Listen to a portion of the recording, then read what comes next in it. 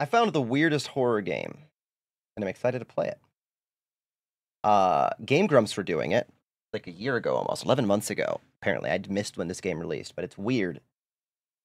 It's like a visual novel, sort of, so strap in, we got some reading to do. But it's called Growing Your Grandpa. Growing My Grandpa. We're growing a grandfather. Thus ends the tutorial. I hope you enjoy growing my grandpa. Mine or yours? Infinite thanks to my patrons. Begin. Week 1. Was it F3 to change the shader options? I excused Adrienne during music class today and spoke with her about her recent string of demerits. It was our first time meeting outside of our quarterly evaluations, and I believe it went well. I can certainly understand Mrs. Richardson's classroom observations concerning Adrienne's emotional state. She was, of course, intensely shy when we first met, as I understand it.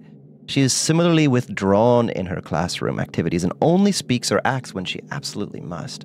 Some things she simply will not do. Instead of participating in mandatory group activities, she will sit down alone and accept that she will receive a demerit. Before the meeting, I read Mrs. Richardson's parent-teacher report, which allowed me to estimate some about Adrienne's home life. The parents are well-educated and come from a prestigious background, but they lack time to properly nurture Adrienne. She's often alone, and when she is not, the parents seem to not understand the importance of warmth and affirmation when dealing with someone so young. Okay, bad home life. Having two parents of this reserved and icy temperament exacts an inhibition in a child. It's so verbose. The child's imagination is subdued, but only ostensibly. As for eventually, it finds its way into regular life. I surmised that I would be able to reach out to Adrienne by way of make-believe. Oh.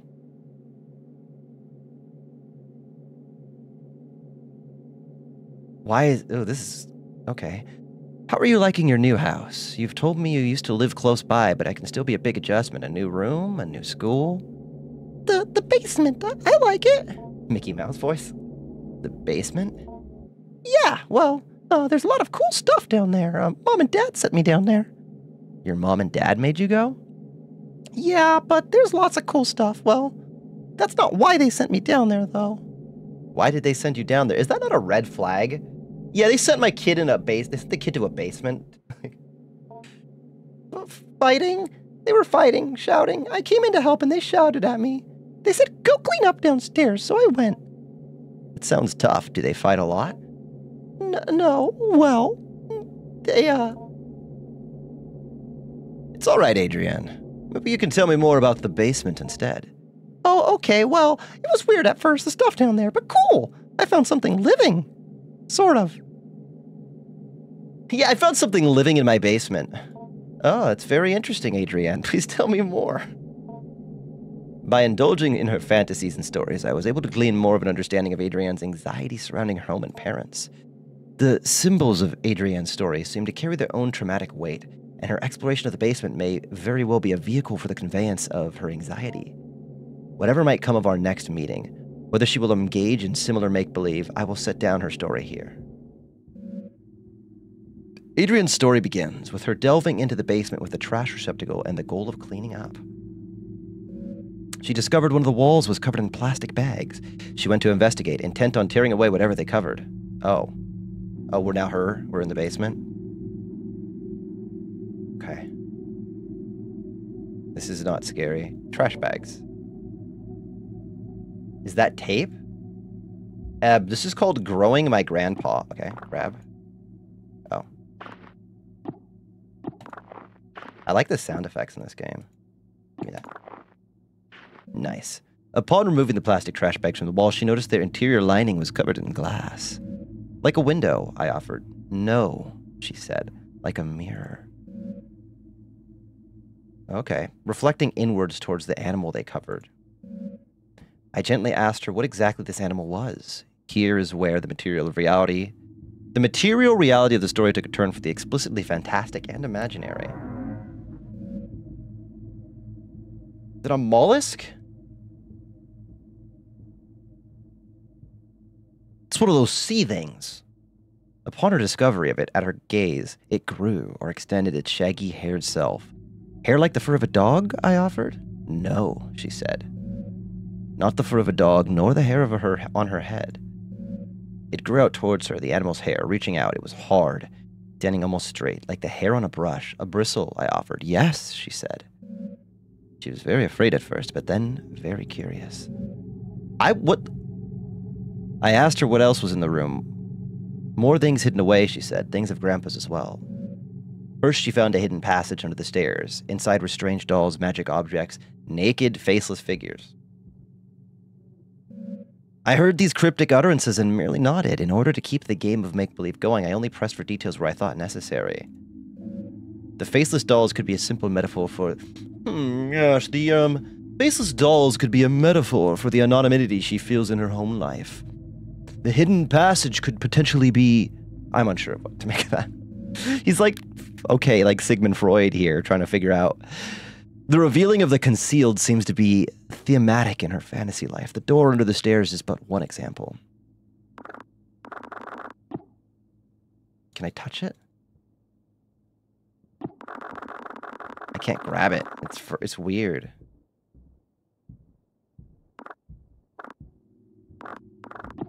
Okay.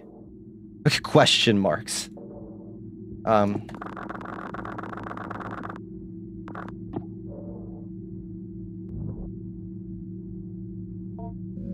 The darkness of the shadowy corner unnerves you. You cannot explore here without some form of light. Okay.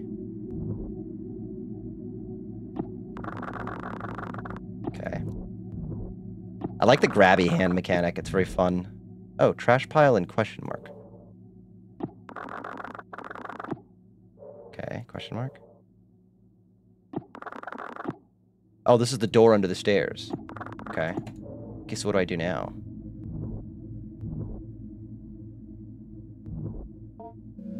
Okay.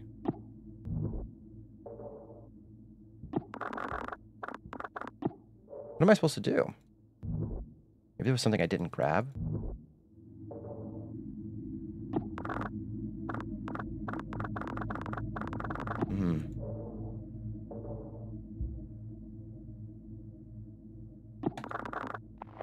Oh. Oh, there was trash in front of it.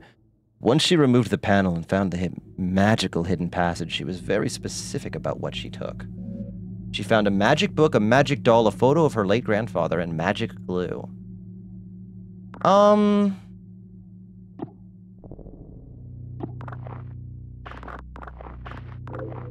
What is this? Eurasian steppe shamanism into fusiform gyrus and study of sympathetic matter. Okay.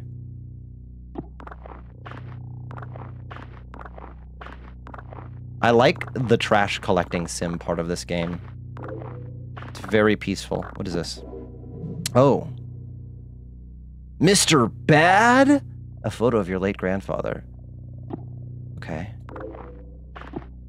Glue. All-purpose glue.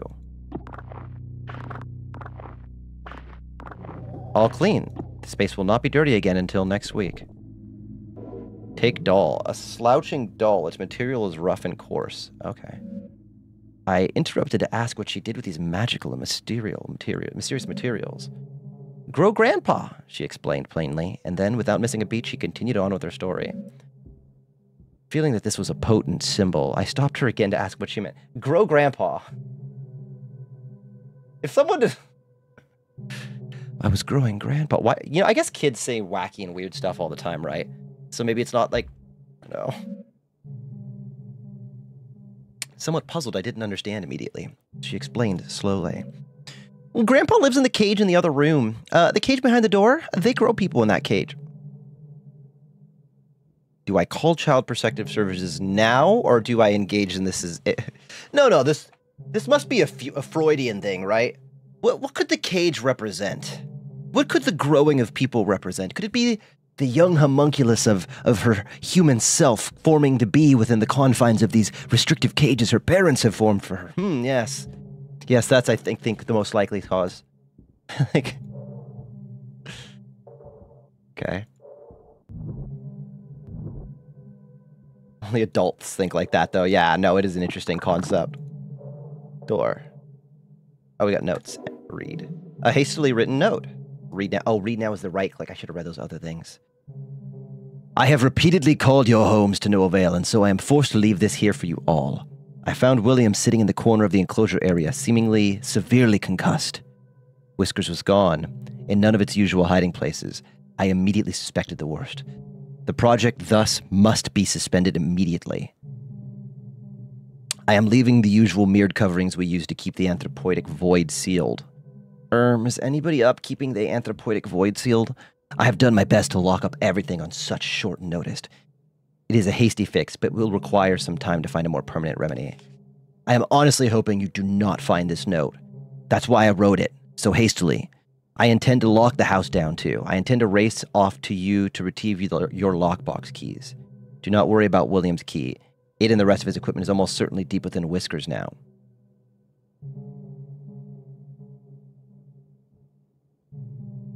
Who's Whiskers?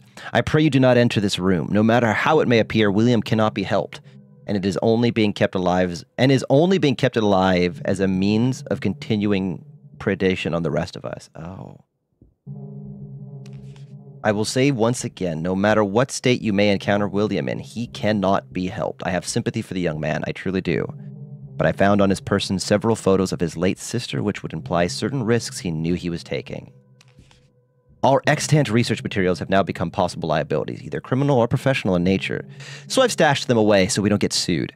I believe I let you all know how I might do this if we were ever to experience an event such as this. I hope you all remember what I told you. So long then. Dr. H. William is a man who's been concussed. Dr. H is Dr. H. And can I read other notes we have? There's no pause button. Okay, what are these? Lab orientation, a note on an experiment. Continue. Fuck!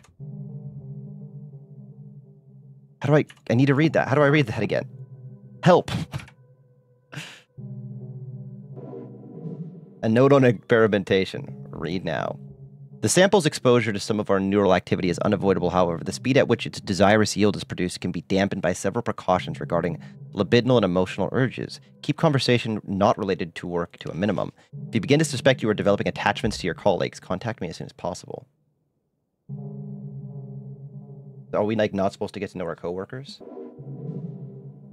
Ritual behavior with the sample, trading, bargaining will result in the dismissal from the project. The precise mechanism of which exchange of symbols and gifts required for a requested desirous yield is not known, and even then anecdotal accounts of success are illegible, end in violent death. Wait. Look at that. If you read the background, it says, not known, even anecdotal accounts of success are blank, end in violent death. Rush offering is especially dangerous, and therefore all lab assistants' lunches are to be vegetarian. The basement is a no-meat zone. That's not in the note like that we're seeing. It says at the bottom, this basement is a no-meat zone. That's a... I don't like the sound. No-meat zone sounds horrible. Regarding growth cycles, every time Whiskers regenerates and leaves dormancy, it is to be logged as a new propagation. The sample's bodily existence cannot be... A part cannot be cut from the whole, so therefore it can only be one living propagation. Propagation should be terminated after a week. My further development puts us at a risk. Termination procedure will be posted in following extreme care. With all of that out of the way, I want to welcome you onto the project. I look forward to working with you. Okay.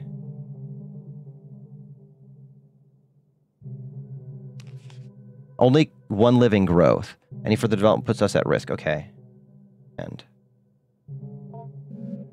beyond the door and the room, the cage was hidden, concealed in another cloak of inward-facing mirrors. A hidden cage lined with mirrors. It is strange, almost poetic.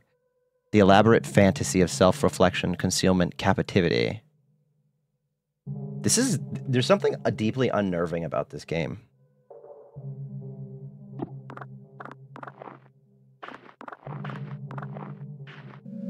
At the cage, she finally cast her spell. But it was confusing, she confided at first. She took the magic doll, the magic glue, and the photo of her grandpa, and she combined them as she wished very hard. I can only assume in this fantasy that next her wish would come true. In what child's story would it not?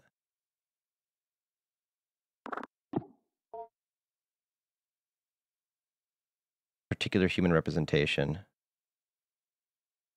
Grandpa. Generic human figure. Doll. Glued together. A tangible symbol of intention and desire. She put Grandpa in the cage, assuming that was part of the ritual. She was not clear on how it worked. What precise instructions she could glean from her grandfather's magic book was complicated by her reading comprehension. She wished with all of her heart, and then she told me she waited for a while for something, anything to happen. After that time, she began to cry. I cried really hard, she said. I wanted Grandpa to be back. I wanted my parents to stop being so mean. And it hurt me. It hurt me wish for Grandpa to come back, for my parents to be different. I could feel it through the walls, and it felt me through the air. I asked her what exactly she meant. She could only repeat what she said. By this time, lunch was almost over, and I said goodbye to Adrienne, and she left to rejoin her class. I was left to consider our conversation. I believe the storytelling strategy I have employed was not fruitful, but I must probe deeper if I can. Although I can be sure of nothing, I interpret the impressions I get may begin to help me get an idea of the right questions to ask. Knowledge you acquire this week has been given access to the certain topics or keywords you can now discuss with Grandpa. You have gained the conversation topic, Wish. Hey, Grandpa, what's wish.com? You have also gained the following keyword. Hey, Grandpa, what's a shell? Have you heard of ghost in a shell? Hey, Grandpa, what's ghost in a shell? Okay. Week 2.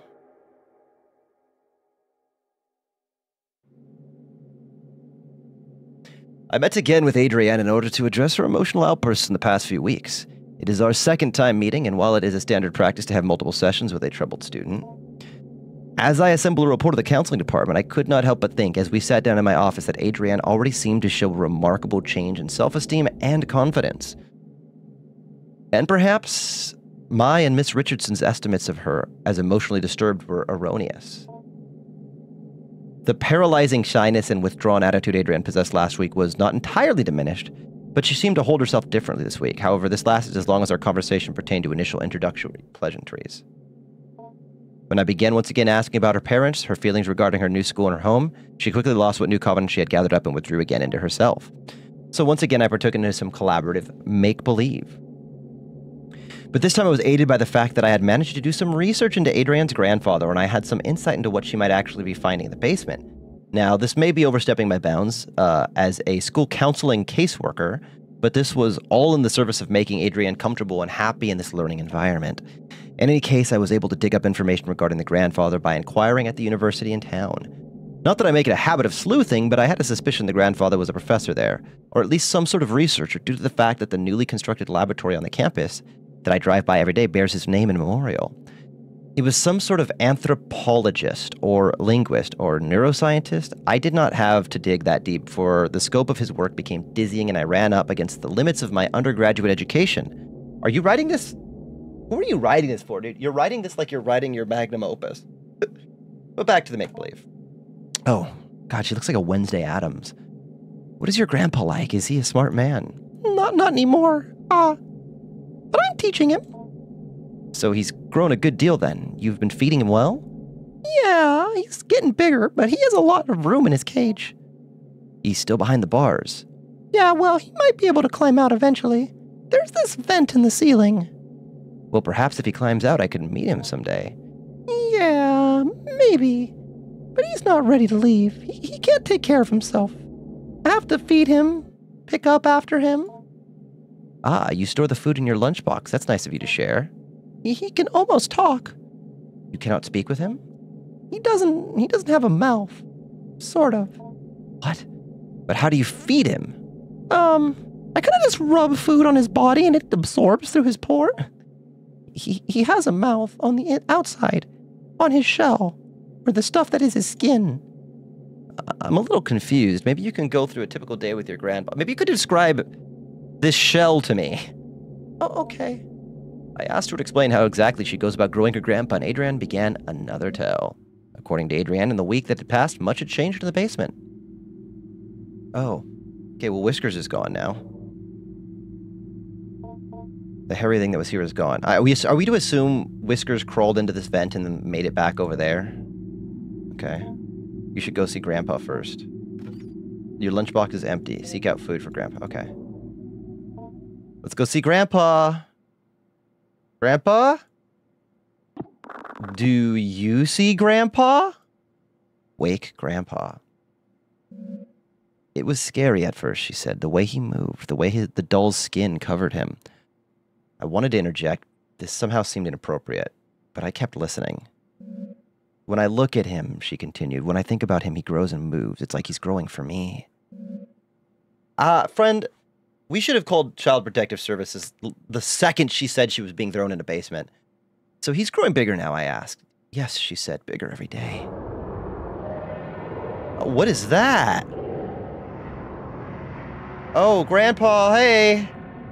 Oh, wow, you're looking real sturdy, Grandpa. This begins the actual growing part of growing your grandpa, beneath the doll's burlap skin. The follicles knit together what resembles a proper person, your grandpa.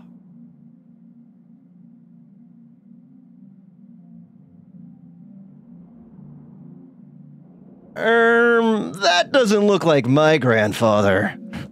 You are in charge of its cognitive development and diet until it's able to... Oh my god, it's a Tamagotchi. Currently, you're observing Grandpa. Please click the arrow back button below for a brief tutorial on your duties as a caretaker. Okay. Here we can see a variety of options regarding growing your grandpa. Highlighted in the objectives are related to feeding and teaching Grandpa. Important messages regarding Grandpa's recent activity will also appear here. You will need to find food and learning material before you can move on to the next week. Some foods will make Grandpa happy. Others merely content. Some foods will make Grandpa disgusted to the point of nausea. Learning materials also scattered throughout the basement. Seek out vocabulary cards intended to help teach English and basic anthropoidic concept formation. Are we sure a kid should be doing this? The options highlighted in red are related to navigating around Grandpa's enclosure. To go to Grandpa option will let you perform all actions related to Grandpa: feeding, teaching, observing. Accessing the study corner will let you go over any documents you pick up as the weeks go by. It's a good idea to learn. Okay, we missed one or two we can read. Access the kitchen corner will let you search for food in the old refrigerator and prepare for food for Grandpa if need be. The help button will play this tutorial. The save button will save your current progress. You can only have one save at a time, so if you click save, you'll be asked if it's okay to overwrite it. Exit game. Okay, more options may or may not appear depending on the development of Grandpa, so watch out. May or may not. So, there's options that pop up. You know, chat, I think we might stream this game in this format. Do y'all like this better? You get a complete view of Grandpa and everything. I think we lose a little bit of screen the other way. You worrying about a kid doing this, not a human doing? I mean, I'm worried that anyone's doing this, but a kid doubly so, right? Okay. One final note. Take care to explore the basement at your leisure. However, due to the anthropoidic nature of clutter and trash, the entropic, different weeks may allow you to find things you had not previously discovered. Okay. Hey, Lost. Good luck. I don't like the good luck. We're gonna save. Okay, game saved. I still have the glue. Can I feed Grandpa glue? Okay, no. Acceptable foods eaten. Seek out things to feed Grandpa. Let's go to Grandpa real quick. Observe Grandpa. You examine Grandpa, noting its movements, respiration, and general mood. Grandpa seems sort of sluggish and bored. You get the feeling it may be more content and readily cooperative once fed and taught a word or two. Okay. Grandpa's looking real. Okay. Let's go to the study corner first. Look over documents. We missed the orientation note 1.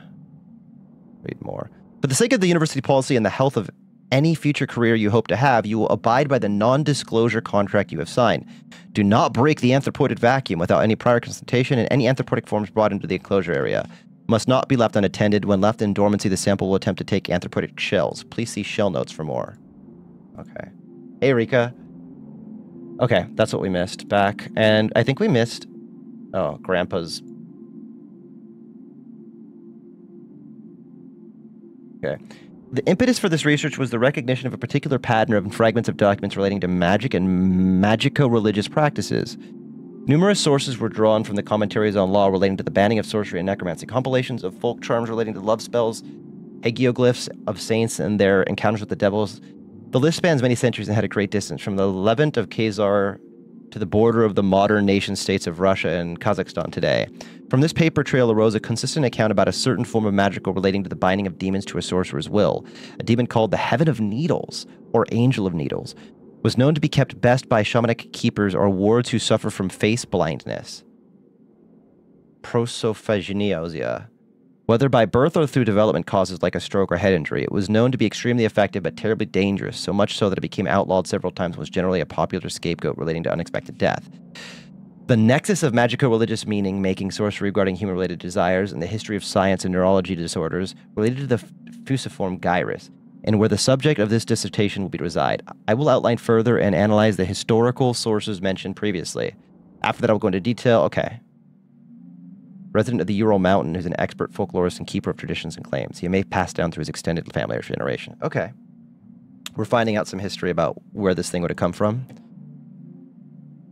Back. Magic book, hastily written notes, orientation notes. Got it. Examine educational posters.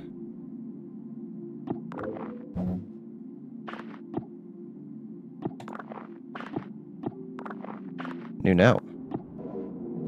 A set of procedures regarding disposal and internment. Read now. The research will seal off the enclosure bars, ensuring minimal gas leakage during the later fumigation process, and then retrieve the burn barrel and place it near the enclosure. Allow at least 48 hours of time where the current growth cycle experiences no human-related stimuli. Do not enter the enclosure area nor any part of the basement. Ideally, you will not be on the grounds at all.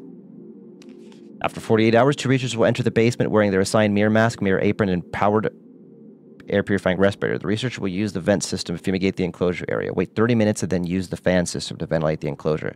Keep the fans running during steps 3 and 4.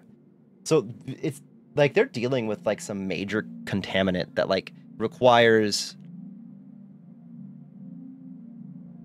a near vacuum-like area to conceal and keep away. Re-enter the enclosure area where you're assigned mirror masks and apron. The organ may now have a complete dormancy. If it is not full dormancy, be assured that the capacity to act against you will be greatly diminished. With your assigned power drills, quickly remove any enclosure bars, put the organism into the burn barrel, incinerate it, turn off the fans. The code is, okay, the bin is locked for safety purposes. Where is this bin? The biohazard bin in the room outside of the enclosure area. Room outside the enclosure area, biohazard bin, 323245. Got it. And biohazard bin. Consider discussing this with Grandpa when it emerges. Hey, Grandpa, what's a biohazard bin? Okay, let's see. Search file cabinet.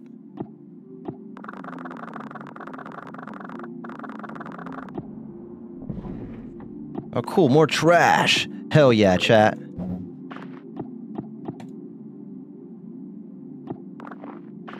This is huge. Look at that. It's like nuts. Do we like... Honestly, cashews are the best nuts in the planet, I think. It looks like cashews.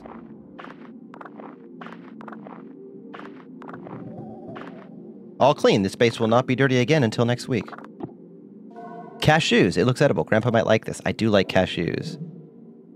An account of the acquisition. It was said to pass from one family of steppe people to another, but pressed on its ultimate origin, illegible, somewhere to the south, coiled in a bowl covered in incantations, buried upside down by a graveyard. A common late antiquity demon trap. The keeper, an elderly man in failing house, was ready to expand upon what... and the dangers of the organism, but when I asked about more pointed questions about the history of its acquisition, I was given curt responses that had a way of circling back to vague warnings. End.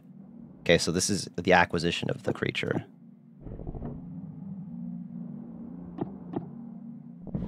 Okay.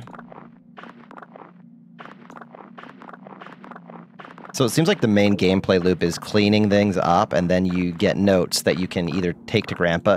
So it's like you're doing side quests for your Tamagotchi. Grandpa Tamagotchi. No. Linguistics card module. Grandpa. Teach Grandpa this word. Okay. Well, cabinet 3.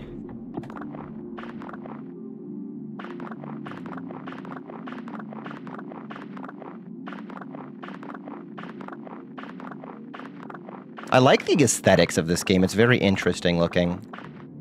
Looks like there's something taped down here. All clean. You remove the taped down fabric to reveal the cabinet's wooden bottom.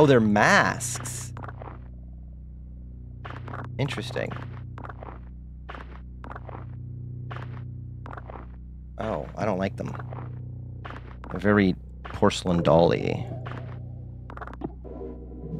An account of an acquisition. Read now. Before we began, he had us all cover our faces completely. An earthenware pot was illegible, and on the inside, as we stole brief glances as what we could see, the interior was inlaid with mirrors. Small pieces of dough, spoiled food, chicken feed, illegible, keeping it content. The keeper gestured towards the small bag where the food composted and told us to be careful not to feed it any meat. I asked if the rotting food was enough to sustain it, how it might get nutrients from any of this. The keeper regarded me seriously and he said it did not matter what it was fed. The act of feeding itself was what mattered. The act of feeding flesh is another act, however. He then gave me another series of grave warnings regarding not keeping any animal-derived foods near where I might be keeping it. So this is where the no meat rule begins. So it doesn't matter what we feed it, so long as it eats. It looks like I need a 1951. Okay.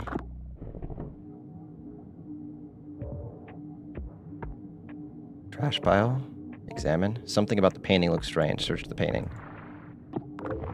What's that? Whole folder. A folder full of radiographic images. Okay, we could take that to the radiograph we found. And there's a trash pile here. Lovely. I'm pretty good at cleaning up trash. I play Power Wash Simulator.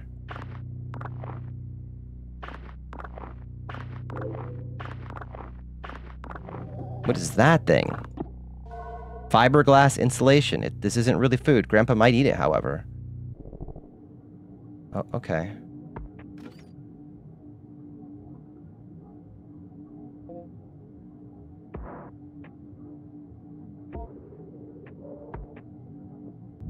I don't see the biohazard bin. It's probably in this corner here. Did I clean this trash pile?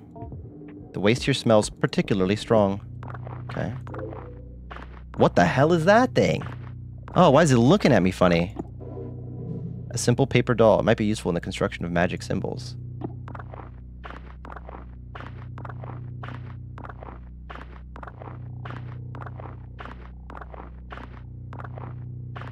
Okay. Anything to pick up here? Nothing. Okay. Okay, so I can't do anything else over here, looks like. Let's go to the kitchen. They said it doesn't matter what we feed the grandpa, right? Oh, let's go to the radiograph first. So we can make some food. We can get cooking, chat. Okay, let's go to the study corner, medical imaging. You slip the radiographic images you found into the machine's display. Oh. What? Propagation number 21, day 19 after dormancy. Nth vacuum broken. Yes, terminated at 21 days. Intriguing results with regards to the mimic hypothesis. A participant entered a sealed chamber adjacent to Whiskers, growth cycle number 21, which had been freed from the anthropoidic vacuum, constructed quite economically from plastic and broken mirrors. The first propagation original earthenware vacuum was shattered during the move-in. Between the two there was a semi-opaque glass panel that allowed observation both ways. The human participant was asked to think of someone in the popular consciousness, fictional and or no, and conjugate on their image, personality, face, or if possible, voice if possible, etc. Our participant chose Jesus of Nazareth, and with weekly repeated exposures to the participant's imaginings, propagation number 21 began forming what resembled an anthropoid Nazarene in the fold of its spines. Previous human-oriented tests have always bore out a result that Whiskers would form an anthropoid void team member, be it me or Dr. Hart or Gerald, and we assumed it was merely mimicking one of us. Dr. Hart has always contended the desirous yield or the anthropoidic reproduction Whiskers creates when in contact with human beings has always been based off of the conception and relation to the person through someone else. So, like, it's not making a copy of the person, it's making a copy of the person thinking of a person. Hey, Nox. With this framework, the desirous yield is not actually a replica of a person, or if it is only a replica of the fiction of a person generated in the mind of another. The desirous yield was not Jesus Christ, but the participants' imagine of Jesus, assembled from their religious upbringing, religious artwork, depictions of popular culture, etc. This radiograph was taken right before the destruction of the growth cycle, while Whiskers was rendered unconscious via fumigation. It seems like with every successive propagation, the stem cells in the organism work a little faster, but I'm not paranoid. It's technically deathless, yes, but we're burning up whatever knowledge is gained when we incinerate it. I don't believe in magic just yet. Interesting. This is gross. Propagation number 2 at day 0 after dormancy. Terminated at 6 days. Oh, so this is like the second propagation they ever did. We have taken to calling it whiskers, though of course some have interpreted it as hair or needles or quills, but whiskers is more accurate, as the needles really have more like supersensory follicles or spines.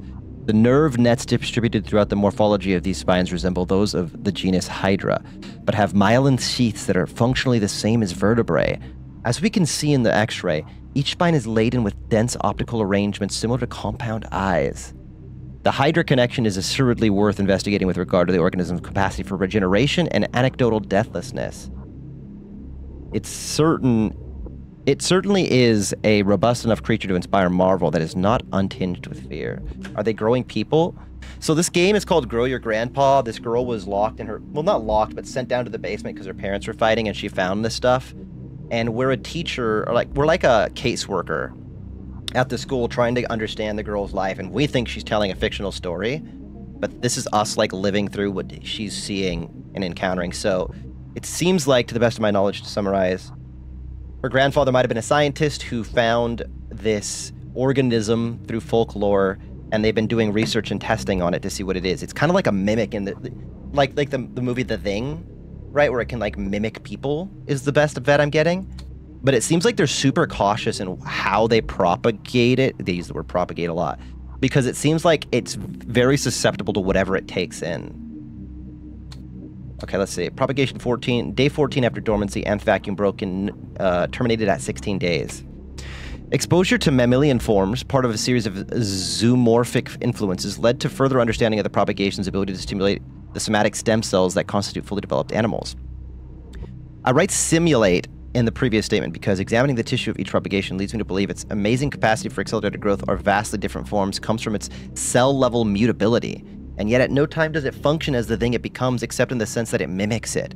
That is to say, when Whiskers is removed from dormancy and replicates a rabbit's morphology, it is not seeing from the rabbit's eyes nor smelling from the rabbit's nose, but pretending that it does and doing a very good job at it. Oh, that's creepy. It's a mimic. That's a weird concept. Like, imagine something like taking on the form and like doing an act to seem human or not weird. Oh, that's odd. Propagation number 5, day 10 after dormancy, nth vacuum broken, termed at 12 days. This radiograph was taken around growth cycle 4. The strange thing about it was that the subject of the image was found nowhere near the enclosure. It's almost like a piece of Whiskers fell off and scurried into the corner. What? This radiograph was taken at or around growth cycle number 4. The strange thing about it was that the subject of the image was found nowhere near the enclosure. I feel like we've learned a lot since that. At the time I remember speaking about the morphology being weird, not really even resembling any zoomorphic structure, besides maybe a cuttlefish. Then I happened to open the thing up. Inside were these little dead amoeba-like things, but they all sort of looked like they had faces that were just barely there. After I took the radiograph, I gathered it up and went to go through the biohazard. Okay, so we need to get to that biohazard bin. As I walked by the bars of the enclosure, I could hear Whiskers suddenly grow wild, flopping around and grunting excitedly. Could it have smelled the cuttlefish thing? Would it eat its own production? I guess it's technically flesh. This is beyond the scope of the project, but it could be that without the stimulus of an active brain, or more specifically, a healthy and active brain capable of face recognition and theory of mind, Whiskers begins to pull whatever it can from the limited data available to it. Again, this is not our focus at the time, but I left a note for Dr. Hart just in case he wanted to take a look. This is so creepy. Okay.